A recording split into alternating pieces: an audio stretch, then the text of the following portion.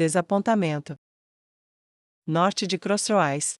Henry foi pessoalmente ver cada um dos prisioneiros que lhes foram devolvidos, na esperança de ver o rosto de Moira entre eles. Ela estava em uma colina baixa e gramada com a brisa soprando seu manto atrás dela. Um vento frio poderia ter causado um arrepio em seu corpo, mas seus próprios sentimentos o fizeram primeiro. Ao lado dela, Lupus Egina tinha uma rara expressão severa no rosto. Ela não olhou para General Henry, apenas perguntou: "Você está bem?" Eram pequenas coisas como essa que lembravam a Henry que Lupu era na verdade uma amiga, e era bom tê-la aqui para isso, mesmo que a lobisomem sádica não pudesse sentir pelos estranhos a mesma preocupação que ela sentia pelos companheiros. "Eu suponho que sim." Henry disse suavemente, seus lábios mal se movendo enquanto observava a formação dos prisioneiros. Eram 22 no total. Deles havia apenas 2 mulheres que ela podia ver, nenhuma delas era Moira. Ela queria morder o lábio de preocupação, mas manteve a expressão impassível que aprenderá a fazer e manteve o olhar duro. Ela olhou para seu conselheiro, o estrategista Goblin. "Sam," ela disse a ele. "Há 22 aqui, portanto, por favor, faça com que 44 sejam devolvidos ao General Boabdil imediatamente. Eu me dirigirei às tropas." Ele se virou e curvou-se para ela. "Vou cuidar disso imediatamente, General Henry." Ele então se virou e se afastou da formação. Ela não olhou para vê-lo partir. Henry, por sua vez, manteve a dor pelo menino em carne, enterrada em seu peito. Além disso, ela não se preocupou em perguntar ao grupo reunido sobre a mulher desaparecida. Se ela não estiver lá, então ela está morta. "Droga, Moira." Henry pensou com frustração. Ela manteve as mãos atrás das costas para que eles não pudessem ver como ela cerrou os punhos. Por fim ela falou: "Todos vocês são heróis. Vocês não derrotaram um exército de 80.000, mas tiraram 80.000 da luta. Vocês salvaram inúmeras vidas. Vocês que sobreviveram ficarão na história. Vocês e seus honrados mortos serão lembrados ao longo dos tempos como lendas de coragem, dever e sacrifício. Cada um de vocês que sobreviveu será recomendado para o maior prêmio que pode ser oferecido, um pagamento vitalício quando voltar para casa e pousar em qualquer região sob o controle do Rei Feiticeiro no final do seu serviço. O que, como você sabe, será quase todos os lugares." Ela sorriu para eles, o sorriso radiante que ela sabia que poderia iluminar ambientes e elevar corações. "Seus irmãos e irmãs caídos que não estão com você também não serão esquecidos. Todos eles receberão elogios semelhantes, e as recompensas que teriam sido deles irão, em vez disso, para suas famílias, ou qualquer outro que eles designaram." A voz de Henry soou como um sino de prata em seus ouvidos. Ela não estava imóvel como uma estátua enquanto falava. Ela se movia, andando diante deles enquanto os louvava. Finalmente ela fez uma pausa e seu olhar os varreu. "Agora, um momento de silêncio." Ela disse, e voltou seu olhar para a grama a seus pés, e todos os olhares se voltaram para baixo, assim como o dela. Por um momento a quietude poderia ter sido quebrada pelo som de um galho, e então seus olhos se ergueram para eles mais uma vez. Quando seu olhar se ergueu, ela disse: "Há uma questão final antes de eu dispensá-los para um merecido descanso. Eu sei que não posso pedir nada mais de vocês do que já pedi. Sua coragem incomparável já nos conquistou grande vitória, e tantos de vocês caíram para alcançá-la. Mesmo assim, eu lhes digo que vamos para a batalha novamente, vamos atacar a cidade de Crossroads. É um lugar bem defendido, com uma grande população pronta para lutar. Se desejarem voltar para suas casas, suas recompensas ainda cairão sobre vocês. Mas se vocês tiverem vontade, peço que me emprestem suas forças novamente, lutem conosco quando chegar a hora. Ajude-nos a tomar aquela cidade, ajude-nos a encerrar esta guerra. Vocês me seguirão mais uma vez? Ou iriam para casa?" Sua voz estava cheia de emoção, a tristeza que ela sentiu quando os 500 que cavalgaram para a boca da morte foram reduzidos a apenas 22, era impossível não ver. "Quem vai lutar?" ela perguntou. Um passo à frente. Enquanto ela falava, outros membros de seu exército, vendo o que estava acontecendo, gradualmente se reuniram. A notícia varreu o acampamento, e ela estava tão concentrada que não percebeu que a maior parte de sua força havia descido sobre a área para ver o que estava acontecendo. Normalmente isso poderia não ter grande importância, Por mais que Henry estivesse usando sua armadura de comando, ela estava fortemente encantada, dava à sua voz mais poder, mais autoridade, o carisma quase escorria dela, ela parecia mais do que era, o que, como Lupus Aegina já havia concluído há muito tempo, já era considerável, por si só. Assim, suas palavras foram muito além do público-alvo e ela tocou mais ouvidos, corações e mentes do que planejava. Ela estendeu as mãos para eles, como se oferecesse para ajudar a carregar um fardo pesado, os cotovelos ligeiramente dobrados, ela não via nada além daqueles que estavam diante dela, seus soldados leais que haviam sobrevivido ao quase impossível, e ela sentiu uma culpa incomparável ao pedir por ajuda de sua força novamente. Mas o dever deve ser cumprido, não importa o desejo, e foi o que ela pediu. 22 pés avançaram ao mesmo tempo e milhares e milhares e milhares de soldados aplaudiram. Ele piscou para afastar a súbita onda de umidade em seus olhos e olhou em volta, subitamente trazida de volta à realidade pelo barulho que certamente estava chegando até as paredes de Crossroads. Ela deixou a mão cair sobre a espada e desembainhou-a, levantando-a acima da cabeça. Amanhã atacaremos. E derrubaremos aquela cidade. As pontas das lanças e alabardas atingiram a terra, os punhos atingiram o peito e as espadas apontaram para o céu. O que quer que o amanhã trouxesse, a derrota não parecia possível. Henry dispensou os 22 sobreviventes depois de ter todos os seus nomes tomados. Naquele dia seu exército recebeu um dia de descanso, exceto pelo núcleo externo destinado a correr para tomar áreas e estabelecer novos acampamentos que cercariam a cidade. Era um movimento raro, mas ela queria que Crossroads tivesse seus guardas cansados e em alerta total. A teocracia estava na defensiva aqui, ela queria que o estresse aumentasse para o máximo. Ela saía à noite para ocupar os acampamentos que seus grupos avançados estabeleceriam. Não fazia mal que ela quisesse um tempo para si mesma.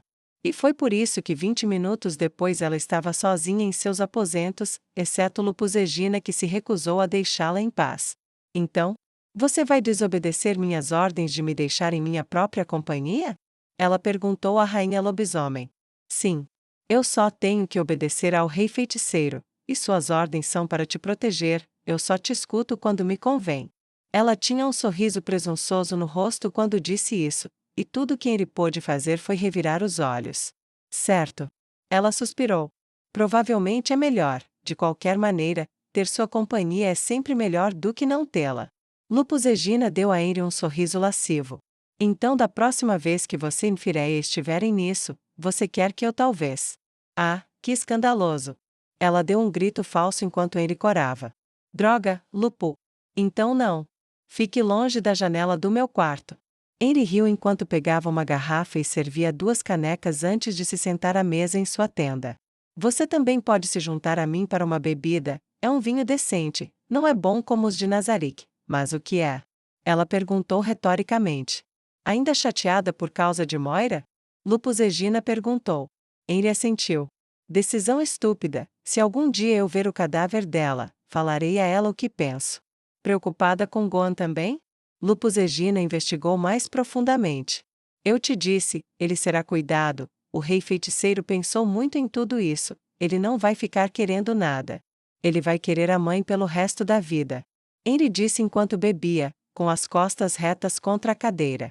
Lupus Aegina inclinou-se para trás e colocou os pés em cima da mesa, cruzando um tornozelo sobre o outro enquanto tomava um gole. Você não estava brincando, esse material não chega nem perto da qualidade de Nazarick. Ela tomou outro gole de qualquer maneira. Olha, você fez o seu melhor, talvez ela tenha tomado a decisão errada, mas foi a decisão dela, e não é esse o objetivo de tudo. Para você que nasceu fora de Nazarick. Você sabe, tomar decisões por si mesmos? Não é algo que todos vocês gostam de fazer? Não é a mesma coisa, Lupu. Honestamente estou pensando menos nela e mais naquele que paga o preço por suas escolhas. Mas você está certa, eu não deveria me preocupar com um soldado, mesmo que eu conheça o filho dela, e ele seja amigo da minha irmã mais nova. Vou ficar louca se tentar carregar todos os problemas de todos sobre meus próprios ombros. Ela suspirou profundamente. Vou ter que trabalhar duro e garantir que haja o mínimo possível de moiras no exército e de Goans em casa. Ela engoliu a caneca e a encheu novamente. Lupus-Egina fez o mesmo e ofereceu a sua para ser reabastecida. Quando ambas foram completadas, Henry levantou a caneca e disse: "Para a vitória de Sua Majestade e para a paz depois disso. Eu vou beber a isso." Lupus-Egina disse e se inclinou para encostar sua caneca na de Henry. Então elas beberam suas canecas até ficarem vazias em um único movimento rápido antes de batê-las em uníssono e ofegantes. "Outra?" Henry perguntou. "Por favor." Lupus-Egina disse com um sorriso e estendeu a caneca. Dentro da cidade de Crossroads. "Então o que você está me dizendo é que vários soldados inimigos escaparam." "Escaparam, veja bem, enquanto estavam trancados a 7 chaves na masmorra de nosso próprio quartel-general." O general Boabdil perguntou em total descrença. "Sim, senhor. Enviamos um prisioneiro ao sul para Kami Miyako para interrogatório especial. Aparentemente o prisioneiro 007 teve um encontro em primeira mão com o rei feiticeiro durante seu tempo no reino dracônico. O outro prisioneiro foi deixado sozinho, quando o guarda chegou para alimentar o prisioneiro. O soldado virou um documento e pigarreou. 006, eles afrouxaram as correntes e usaram isso para sufocar o guarda até a morte. Eles então roubaram as chaves, se disfarçaram de guarda e libertaram vários outros prisioneiros sob o pretexto de puni-los por alguma infração." A voz do soldado era nítida e profissional e desprovida de qualquer tom de desprezo pela negligência que os que trabalhavam abaixo demonstravam em suas tarefas. Desprezo que, na opinião de Boabdil, foi profundamente merecido. "Já temos pessoas procurando por eles?" Ele perguntou. "Sim, senhor, um foi pego há apenas algumas horas, mas morreu enquanto resistia à captura. Aparentemente, a primeira coisa que este fez foi ficar bêbado e depois desmaiar em um beco. Quando confrontados, eles ficaram beligerantes e proferiram algumas ameaças, mas a guarda da cidade os derrubou." A voz do soldado carregava uma sugestão de satisfação com o relatório. "Entendo, bem, encontraremos o resto, mas é uma pena, prisioneiros são sempre úteis, corpos. Nem tanto, a menos que você se aprofunde na necromancia." Boabdil disse, anotando algo em uma folha de papel em sua mesa. "Você tem o relatório sobre o exército da General Henry?" Ele perguntou. "Sim, senhor, estimamos que perderam entre 5 e 15 mil no último combate." O soldado começou, mas Boabdil interrompeu. "Entre 5 e 15 mil? Essa é uma estimativa bastante ampla, por que isso?" Ele perguntou pensativo. "Senhor, falei com os batedores e com os sobreviventes e parece que algumas áreas têm estimativas excessivamente inflacionadas, enquanto em outras as estimativas são subestimadas. Portanto, não podemos obter uma contagem confiável. As vítimas deles não foram leves, mas as nossas." O soldado engoliu em seco e parou. "Sim, foi ruim, você não precisa me dizer, cabo." O general Boabdil bateu suavemente na mesa, pensando. "Diga-me, do ponto de vista do soldado comum, como você vê a situação?" "Você está me perguntando, senhor?" Ele perguntou com os olhos arregalados, incrédulo.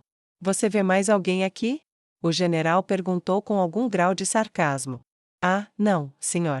O cabo pareceu confuso na primeira vez e olhou em volta, provocando uma leve risada no general. "Vá em frente, diga o que pensa, eu realmente quero ouvir seus pensamentos." O general Boabdil disse num tom de voz gentil. "Senhor, se me permite ser franco. Estamos com medo." Ele disse, abaixando o documento ao lado e cruzando uma das mãos atrás da parte inferior das costas. "Por favor, me conte mais."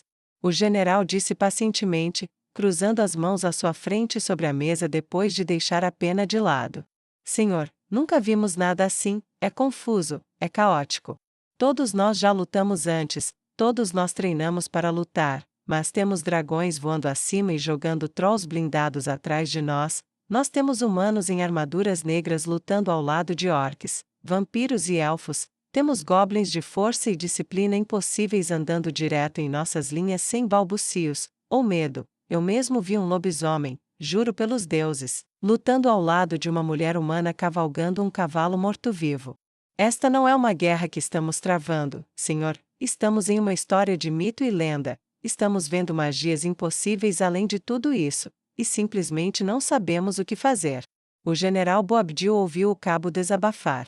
"Senhor, não planejamos perder, mas também não vemos como podemos vencer. Os soldados amam você, Senhor. Vamos resistir e morrer se você nos mandar, mas nós queremos realmente vencer. O comportamento severo do cabo desmoronou num estremecimento. Entendo.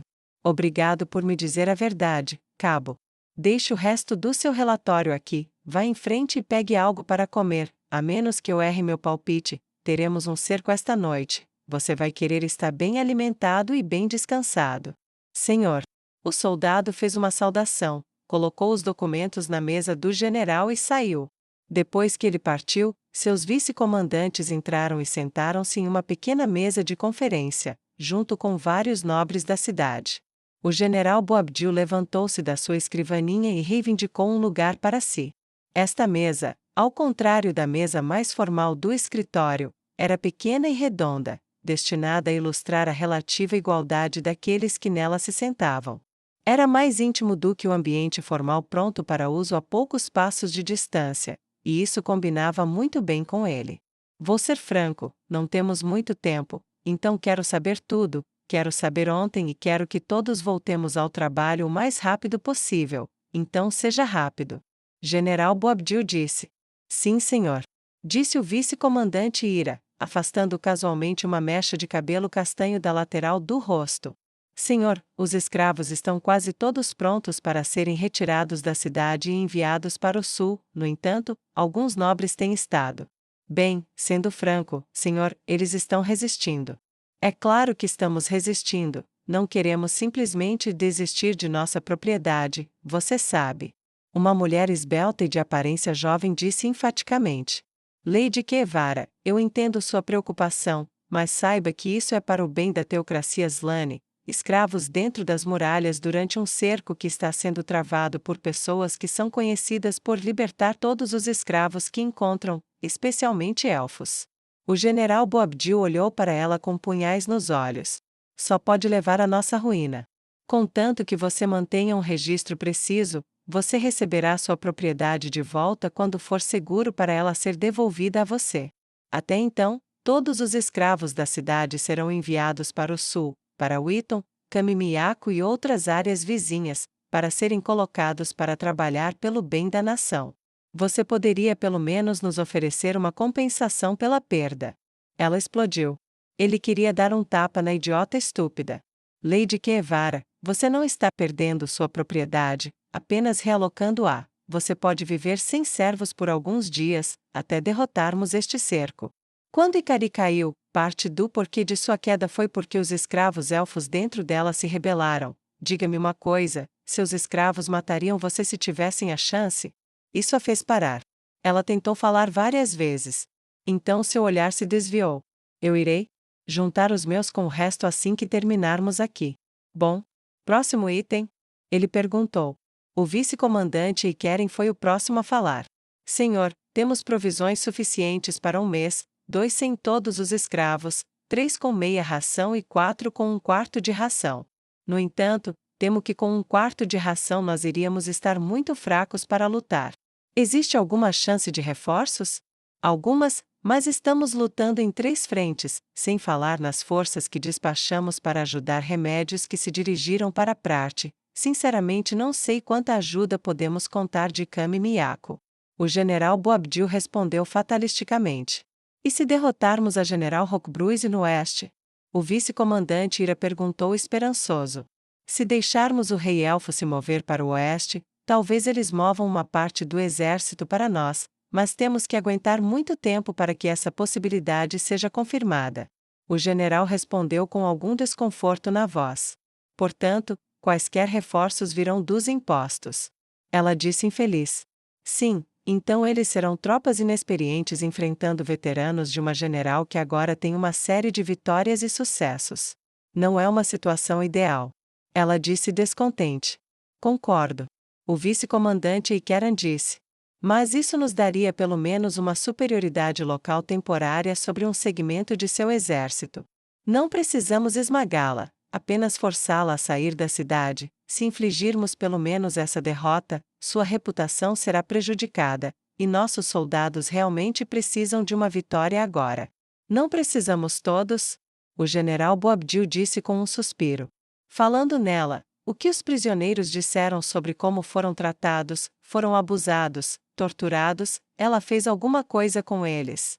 Ele perguntou com evidente cuidado e preocupação em sua voz. Um padre do general Boabdil, reconhecido como chefe da maior igreja da cidade, falou. Nada. Ele disse em absoluta descrença até mesmo em suas próprias palavras. Desculpe. Ele perguntou. O que você quer dizer? Quer dizer, ela não fez nada. Na verdade, eles falaram sobre como foram bem tratados, eles tiveram todos os ferimentos curados, nenhuma única moeda foi tirada de seus bolsos. Ele bateu com impaciência seu cajado no chão e balançou a cabeça novamente, ainda mais descrente. Eles a chamam de a grande matriarca.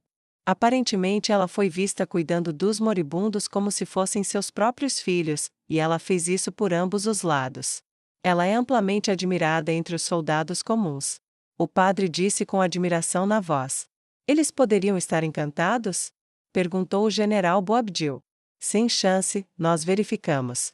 O padre respondeu categoricamente. Suponho que haja coisas piores para combater do que um general que não joga vidas fora como se não fossem nada. Ele disse pensativo. Talvez sim, mas ela ainda deve ser combatida. Temos os escorpiões prontos e eles foram encantados da melhor maneira que podemos. Devemos ser capazes de derrubar dragões menores com relativa facilidade com o fogo concentrado deles, mas se eles mandarem o pai, ou as mães dessas coisas, estaremos em apuros. O que não quer dizer que seja impossível, mas... O vice-comandante Eikeran deixou a frase no ar. Nada mais precisava ser dito sobre essa matéria. Algo mais? Perguntou o general Boabdil. A hora seguinte foi ocupada com as preocupações dos nobres, o estoque de alimentos, munições e a prontidão da população para lutar, mas no final chegou à mesma conclusão que ele esperava. Eles se prepararam o melhor que puderam e agora não havia nada a fazer a não ser esperar pelo ataque da general que poderia muito bem ser filha de um morto-vivo, a grande matriarca, general de olhos duros, Henriemot Barareri. Cidade de Crossroads, Portão Sul. Moira olhou para a linhagem de escravos. Eles usavam muitos tipos de roupas diferentes, alguns eram formais, alguns mal vestidos com trapos, alguns estavam claramente vestidos para mostrar sua sexualidade, outros ainda estavam vestidos com roupas que identificavam suas habilidades comerciais. O que os unia eram os rostos inexpressivos e desesperados dos destroçados que aprenderam a sobreviver sem mostrar nenhum dos seus verdadeiros pensamentos.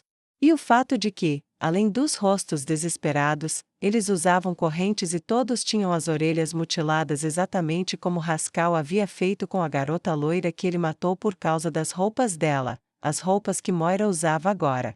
A fila era longa, mesmo 5 lado a lado, havia claramente milhares de escravos.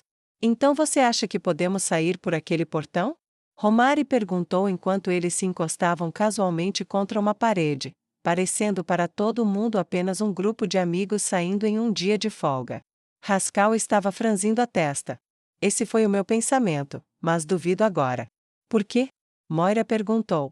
Vamos apenas pegar alguns chicotes e caminhar ao lado deles, as pessoas vão pensar que somos feitores e...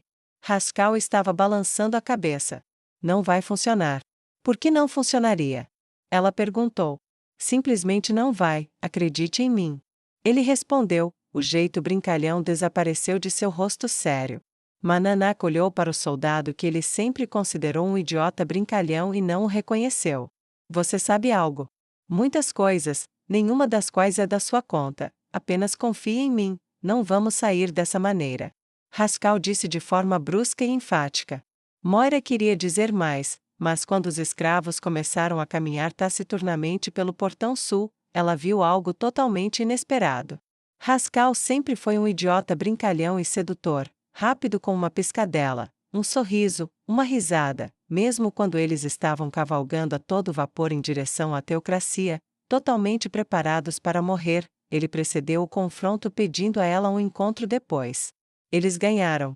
Ele nunca falava sério, nunca parecia sentir nada além de uma espécie de felicidade desatenta. Mas quando a caminhada começou ele parou de olhar para seus companheiros, o barulho das milhares de correntes parecia ditar as próprias batidas de seu coração, e tudo o que ele fez foi olhar fixamente, Ou melhor, foi tudo o que ele fez, até que seu corpo começou a tremer e seus punhos ficaram dobrados na frente de seu peito largo, cerrados o suficiente para que Moira visse uma gota de sangue saindo do espaço além de seus dedos.